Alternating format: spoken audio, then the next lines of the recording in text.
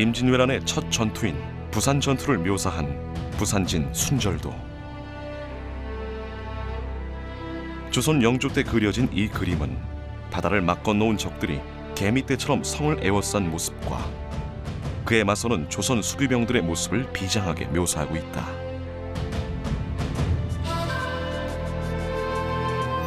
당시 왜군은 도보로 이동하는 군대라고는 믿기 힘든 속도로 진군해 불과 2주 만에 한양을 점령했는데, 그 사이 선조와 조정 대신들은 황급히 북쪽으로 몽진했고, 조선 왕조는 그야말로 멸망일보 직전의 위기에 휩싸인다. 하지만 승승장구하던 왜군 앞에 뜻밖의 복병이 나타났다. 전국 각처에서 의병이 걸대한 것이다. 주로 지역에 명망이 있는 선비들이 의병 전쟁의 선두에 섰는데, 호남 지역에서는 광주의 고경명, 나주의 김천일 등이 대표적인 의병장이었다. 국난 극복을 위해 분연히 일어난 호남 의병들의 활동은 타 지역의 의병과는 다른 특징을 보였다.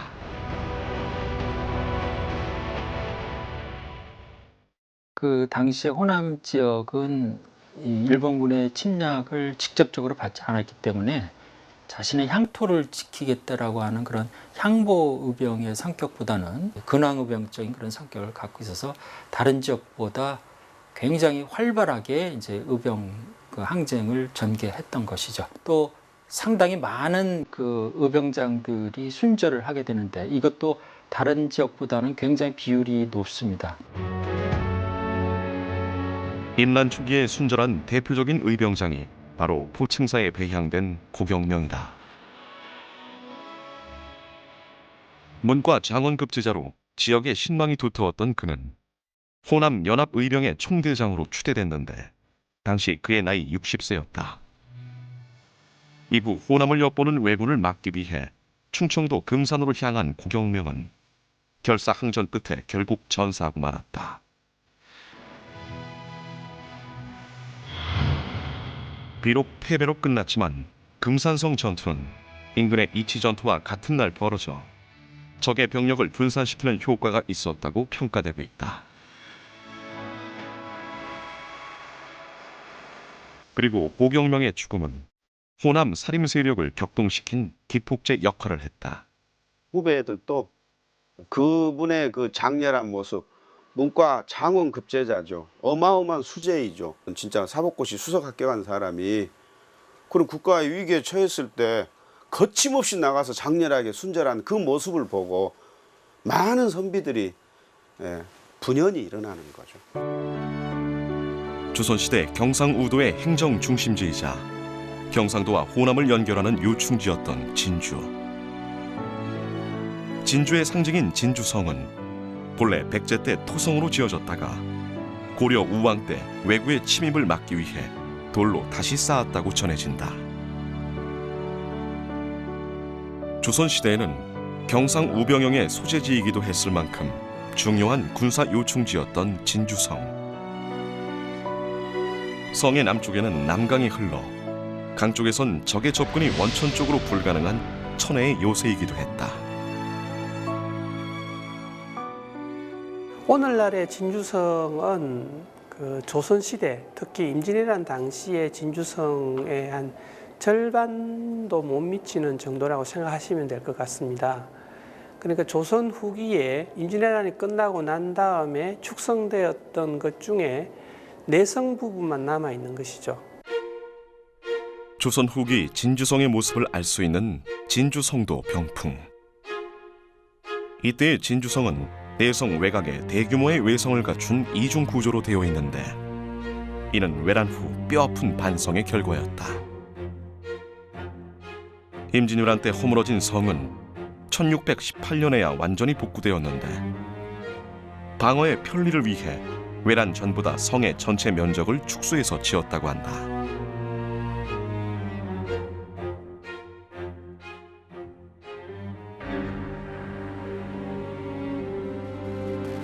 당시 이순신에 의해 바닷길을 원천 봉쇄당한 왜군은 곡창 전라도로 진군하기 위해 영호남 교통의 요충지였던 진주를 주목한다. 1592년 10월 외장 호소카와 타다오키가 이끄는 왜군이 진주성을 공격했다. 약 2만 5천의 대병력이 고작 3천의 수비병력이 있는 성을 덮친 것이었다. 세 방향으로 나눠가지고 공격을 하게 됩니다. 대체로 이제 흙을 많이 쌓아서 토성을 만든다든지, 그래서 토성 위에서 조총을 발사하고, 그와 동시에 이제 대나무로 사다리를 만들어서 죽제라고 하는데요.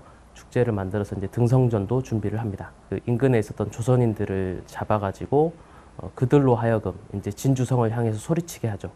뭐 서울도 함락되었다, 조선 팔도도 함락되었으니까 진주성 너희도 항복하는 게 좋겠다. 약 6일간 치러진 혈전에서 결국 왜군은 막대한 타격을 입고 퇴각해야만 했다. 이것이 임진왜란 3대 첩 중 하나인 진주대첩이다.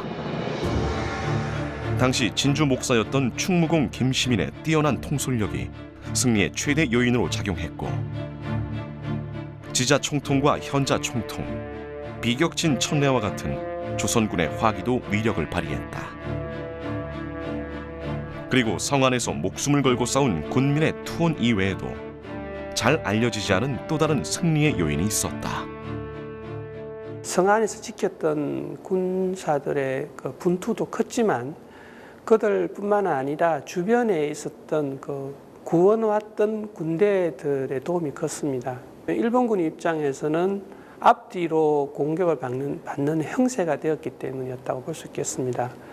그래서 가깝게는 이 서부 경남 지역에 있었던 어병들과 전라도에서 온 어병 일부들이 구원을 왔었기 때문에 승리를 할 수 있었다, 이렇게 볼 수 있겠습니다. 당시 진주성 외곽에서 큰 활약을 했던 이들 중에는 최경회가 이끄는 전라 우이병이 있었다.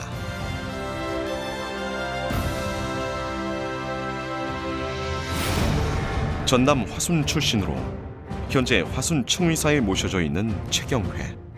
그가 의병에 투신하게 된 계기는 무엇이었을까? 그 능주 출신의 진사였던 문홍헌이라고 하는 사람 때문이었습니다. 그 문홍헌은 고경명의 명령으로 이제 모석관으로 이렇게 활약하다가 이 동복에서 고경명의 순절과 그 금산 싸움에 이제 패배의 소식을 듣게 되죠.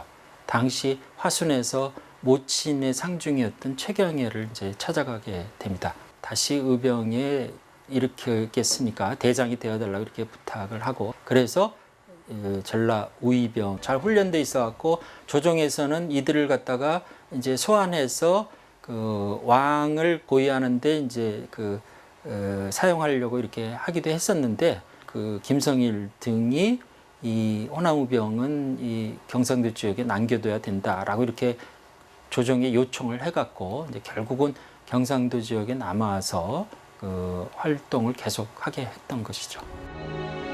우리 지역의 나주와 마찬가지로 조선시대 20목 중에 하나였던 목사고을 진주. 왜군은 이 성을 목구소의 성, 즉 목사의 성이라고 불렀다.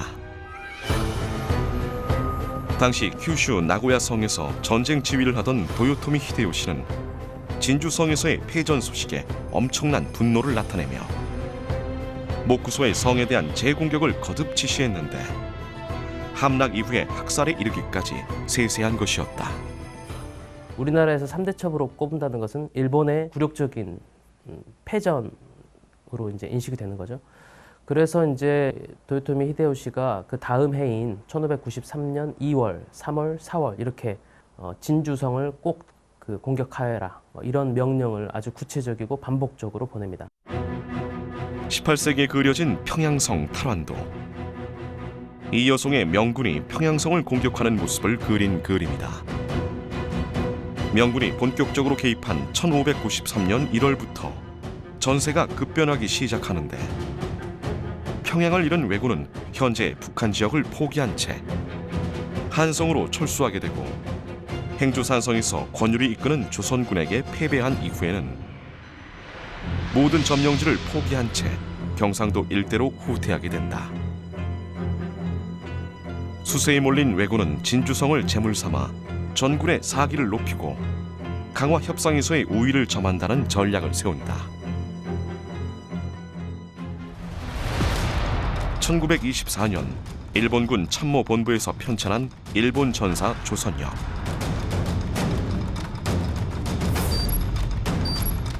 이 책에는 9만 명이 넘는 대병력이 2차 진주성 전투에 동원된 것으로 기록되어 있다.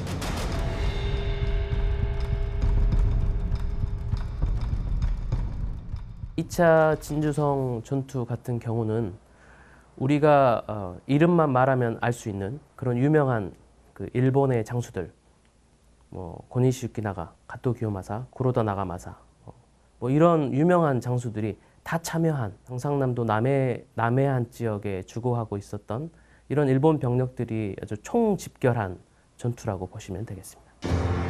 임진왜란 때 조선에 건너온 전체 병력이 약 15만 8천여 명이었던 것을 감안하면 왜군은 전체 병력의 3분의 2가량을 성 하나를 공격하는 데 투입한 셈이었다. 도저히 대적 불가능한 압도적인 적의 규모에 진주성을 비워주자는 공성론이 등장하게 된다.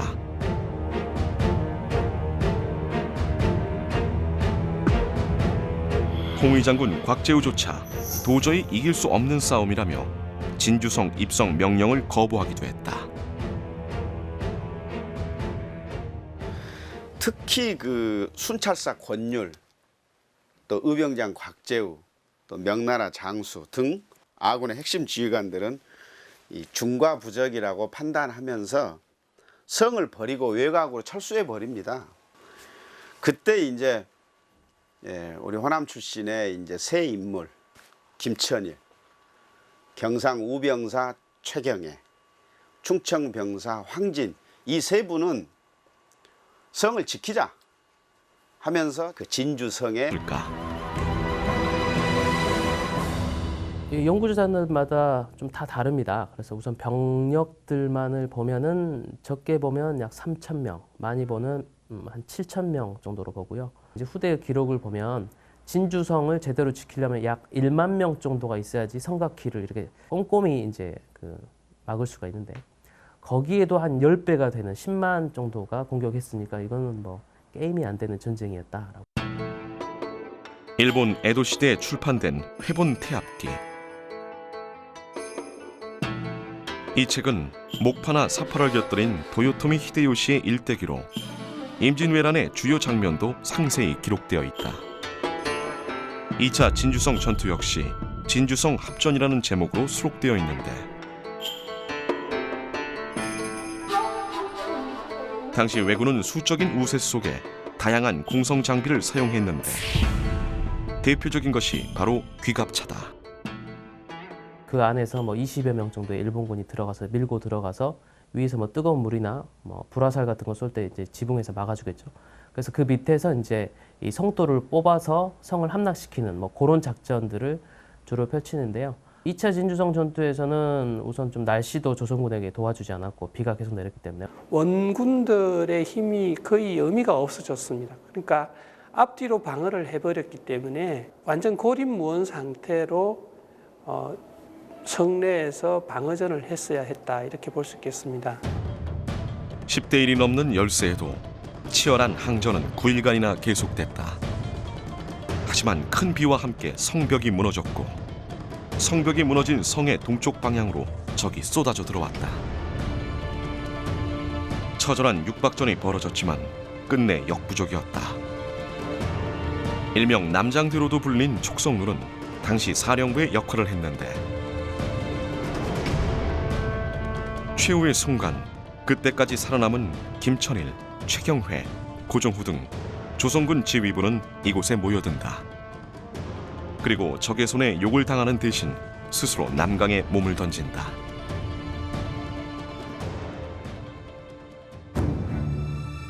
(1684년) 최경회의 종증손 최주회가 지은 이류 당행장.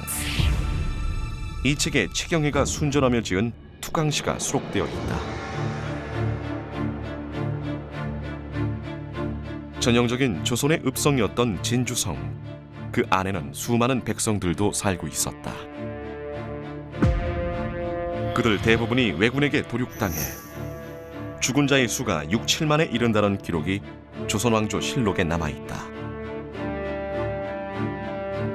이토록 드넓은 남강이 온통 시체로 가득 찼다는 당시의 그 참상이 어떠했을지 감히 상상조차 하기 어렵다.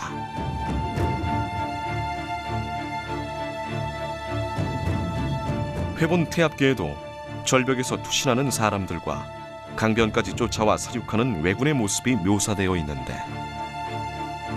당시 이 전투에 참여했던 외장 다테 마사무네는 사람은 물론 성내 가축까지 모조리 죽였다고 기록하고 있다. 1차전의 영광과 2차전 비극의 흔적이 공존하는 진주성. 김시민 장군의 전공비와 2차 전투에서 순전한 이들을 기리는 진주 촉석 청충단비가 나란히 서 있다. 명군도, 관군도, 경상도 의병도 포기한 진주성을 목숨과 맞바꾼 호남 의병들. 그들의 처절한 희생은 과연 어떤 결과를 남겼을까? 이 전투가 약 9일에서 10일 정도 밤낮으로 수없이 많은 전투가 행해졌고, 결과적으로는 이제 조선이 패배를 하긴 했지만 그 전투 과정 중에서 일본군 역시 이제 막대한 피해를 입고 전력도 굉장히 이제 소모가 되죠. 일본군 역시 이제 이거 진주성을 딛고 전라도로 갈 힘을 잃어버린 거죠. 촉성로 앞 절벽 끄트머리에 거북머리처럼 튀어나와 있는 작은 바위. 이곳은 논개가 적장을 끌어안고 투신했다는 의향으로 역시 2차 진주성 전투의 상징적인 장소다.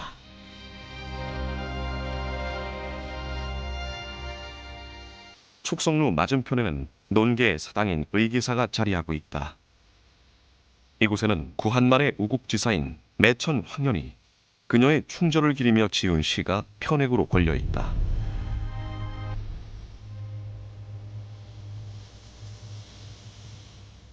흔히 기생으로 알려져 있는 논개.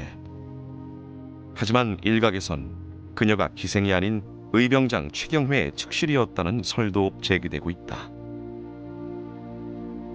그 근거는 최경회의 행장인 일효당행장에 논개와 유사한 행적을 보인 최경회의 부실에 관한 내용이 담겨있기 때문인데, 화순 동면에 위치한 최경회의 사후 충의사에는 이러한 설을 바탕으로 최경회의 사당과 함께 논개의 사당인 의암 영각을 지어 두 사람을 함께 추모하고 있다.